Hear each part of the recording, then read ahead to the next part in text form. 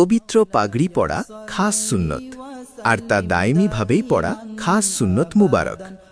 হজরত জাবের রাদিয়াল্লাহু তাআলা আনহু ওনার থেকে বর্ণিত, নূরে মুজাসসাম হাবিবুল্লাহ হুজুর পাক সাল্লাল্লাহু আলাইহি ওয়াসাল্লাম তিনি ইরশাদ মুবারক করেন, পাগড়ি সহ 2 রাকাত নামাজ পাগড়ি ছাড়া 70 রাকাত নামাজ অপেক্ষা অধিক ফজিলতপূর্ণ। নূরে মুজাসসাম হাবিবুল্লাহ হুজুর পাক সাল্লাল্লাহু আলাইহি ওয়াসাল্লাম তিনি সাধারণ, সাদা, কালো ও সবুজ রঙের পবিত্র পাগড়ি মুবারক পরিধান করতেন। সবচেয়ে বেশি পরতেন কালো পাগড়ি।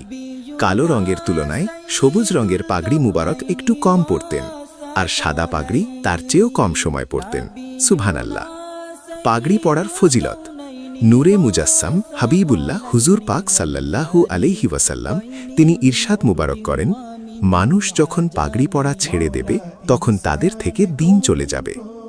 অন্যত্র ইরশাদ মুবারক করেন, পাগড়ি বাঁধো, যা ইসলামের নিদর্শন, মুসলমান ও কাফেরদের মধ্যে পার্থক্যকারী, এবং পাগড়ি পরে নামাজ পড়লে 70 গুণ বেশি সওয়াব লাভ করা যায়।